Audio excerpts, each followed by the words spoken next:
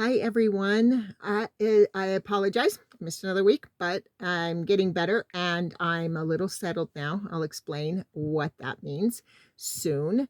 But I wanted to update you on what kind of occurred, the series of events. Like I said, I only have one or two more shares. And then I will be letting you know what's happening now. I'll be starting a whole new series and be giving weekly updates. So what happened for me, I did wanna share about the deep flap. I didn't know why I did it. I felt intuitively that I should do it, and it was the one of the worst experiences of my life. It was excruciating. They basically cut out your lower abdomen to make breasts out of it. So your entire torso, is cut apart and put back together. So I actually think I'm gonna add to my tattoo list a Sally tattoo because I felt very much like Sally. I felt very sewn together, and it was just like being able to sit up, you use those lower abdominal muscles, being able to I mean, first of all, it's a standard, like, original surgery, I think, was 13 hours, um, and then I had additional on top of that, and then I had some sewing done while I was awake, which was very unpleasant. I had I had hemorrhaged because I was dry heaving from the nausea from coming out of being under anesthesia for so long that I popped one of the clips, and then that caused some severe bleeding, and when the bleeding um, it was so severe, I actually almost bled out. They lost me for a minute. So, I think, I might have died for a minute and then, but they fixed the clamp, but had to just do staples really quick. So, a couple days later, they had to pop out the staples and sew it back up. So, there was kind of a lot of trauma involved with that surgery. Like, first of all, that is a very long surgery. It is a very long time to be under the knife.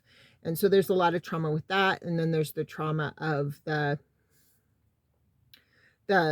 resewing and everything that had to be done. So, it was very challenging on my body, and so I went through that, and one thing that I did realize is having the belly fat removed, I felt better, I felt healthier, and that was interesting to me. I don't know the kind of effect that has.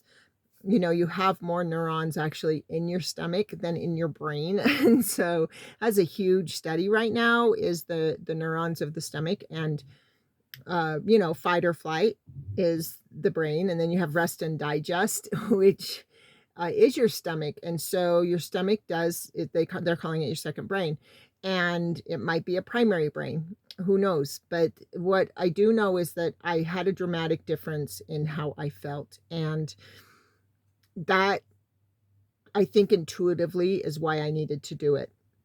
Is because the effects of the so one of the so the medicine that I'm on, or the medicine I was on an Anastrozole.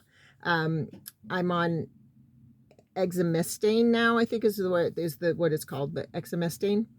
Um, but it gives like um, the same symptoms that you go through when you go through menopause, but like times 10, because it's removing all the estrogen from my body so the cancer doesn't have anything to feed on. I think I've mentioned before I had a slow growing cancer, and so they just have to make sure there's no estrogen in my body for the next 4 years. It was 5 years from surgery, just to make sure that cancer doesn't return, that it doesn't metastasize and go into my brain or blood, because it was in my lymph nodes. So anyway, that caused a lot of belly fat. It's caused a lot of fatigue in my muscles, a lot of pain.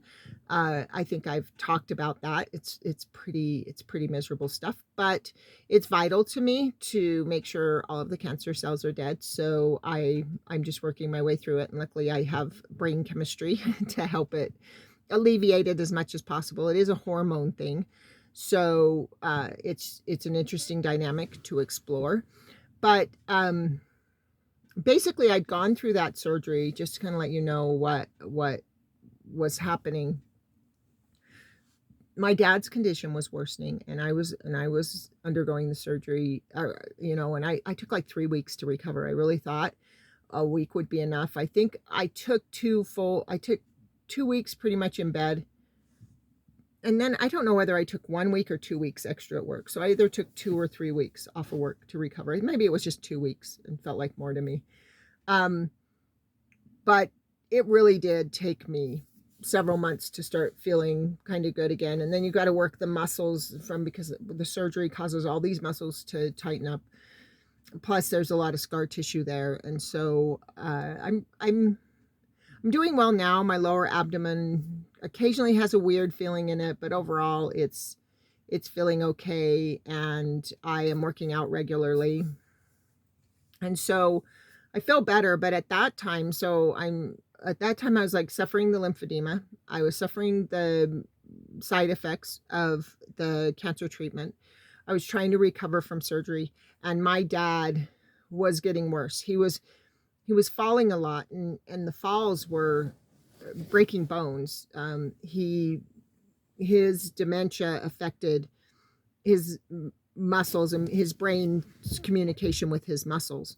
And so he couldn't always do what he was trying to do. And so I was visiting him a lot at this point in time because of the falls. My mom was unable. She was unable to be able to like pick him up or help him. And there were a couple of times he passed out. And so he was in a facility at this time. And the thing about dementia, if you know about dementia, bad timing, Antius. I'll have to edit this out.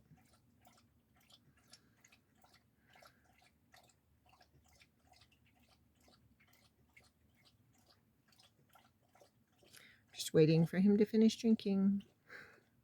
And then I will edit it. Are you done? Okay, that's all. Come on. The thing about dementia, if you know about dementia, is... What did I say? Oh. The thing about dementia is that any unfamiliar circumstances, so any time that a person suffering dementia is put into unfamiliar environments, it escalates the condition. Keeping things very familiar, very the same, even kind of going back in time, has been really shown to benefit people like suffering Alzheimer's and such. And so my dad, now being separated from my mom and being put in a facility, his condition was just worsening and worsening. And a lot of times I'd go visit him. I was visiting him a couple times a week. I'd go to visit him, and for a while it made it worse because my mom was taking a bit of a break. And so since he was seeing me and not seeing my mom, he thought my mom had left him and had this whole story in his head that she was with someone else and all this stuff that he was going through. And you have to kind of let them have their story, but at the same time, I was comforting him, reminding him that, no, you're still together. Mom will be here later today, things like that. But it was just really traumatic for him, and he was really miserable. And I didn't think I'd get as emotional as I'm feeling right now. But I can't remember exactly when it happened. It was sometime mid-June, around the time I had my surgery. My dad fell, and was one of his falls, and in the facility. And it was really sad. It was a day they were having a barbecue, and he was going down to he wanted to go down to the barbecue, and he was waiting in his room in his wheelchair and got impatient and stood up and fell and broke his neck. And he went to the university hospital for a few days while they tried to stabilize him, and then he was back in the nursing home. But he deteriorated quickly. And one of the beautiful parts of it is that everyone came and had a chance to see him and talk to him before he passed. And I think this was the most intense part of my whole process, is that I had just been cut into pieces and put back together, and he had been suffering dementia over the past 2 years as I had been battling cancer, or I don't call it, like I call it battling, actually removing cancer from my body. And it was a really intense time. And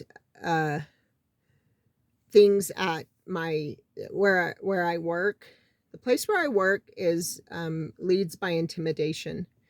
They don't lead by inspiration or motivation, which is the antithesis of who I am. And so it's a place where I'm exceeding, it's not where I want to be. It's where I am right now. I'm still there, and I am working to regain the time and strength to find something else. I'll give updates on everything that I'm doing now.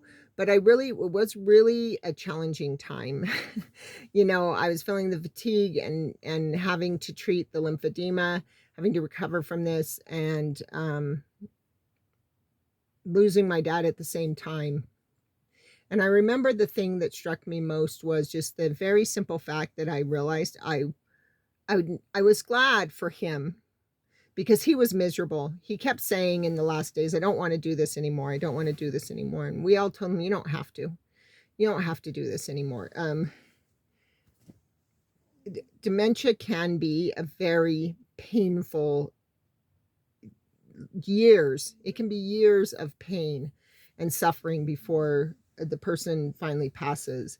As a person being around dementia, I didn't try and hold on and make him remember who I was or anything like that. I just let him be where he was and could support it because of what I know about the brain. So it wasn't as excruciating for me, except to watch that he was really thinking like that he had lost my mom. He was thinking that there were dangerous people out looking for him. His memories, his childhood was so traumatic that the place he went to with his dementia was very dark. And so to see him free of that was a relief. I was so grateful for him, but at the same time, the hard part for me was realizing I'll never have another conversation with him. And of all the things in life, it was really strange to me that that was the thing that really hit me, is we'll never talk about anything ever again. And so I don't know, I usually pull these videos together with the kind of a closure of this is where I am and this is what I'm doing, but I'm just going to kind of leave this one where it is, because it was a very honest, I suffered very little because of what I know about the brain and because I was able to stay in clarity. So my suffering was very low, but my losses at this time really were huge. And then the very next thing that happened to me could have been one of the biggest losses of all, but I'm not going to share that in this video. I'm just going to let it be where it is, because this is where I was and this is how I felt. And I'm going to end today by giving a shout out to my dad. He was not perfect. There were a lot of things in my life that were very challenging and traumatic, but I loved him and he loved me, and he was the very best he knew how to be, and he was always striving to be better, and I did appreciate that. So I feel gratitude for him, and am able at even a deeper level to let go of ever holding any angst or anything towards him. I'm at a place of real peace. I'm glad he's in a place of peace and not suffering anymore. And this was just the very darkest moment before the dawn. And so I'll share on that next time, but I do want to just say love you, Dad. And to all of you out there who participate, I'm grateful. So be happy, be joyful today. Don't feel sad or anything for me. I am very happy. I'm very happy. I'm in a very good place. I'm in the best place of my life. All of this happening brought me to the very best place of my life. So know that, and don't worry or take on any of this. Just I just want to share it because it's an honest share of where I was. So I do hope everyone has a beautiful day, and that this isn't a downer for you. And I look forward to sharing next week the last big loss I had that led to my big win. So I hope you have a great day, and I will share again next week. I promise. Bye.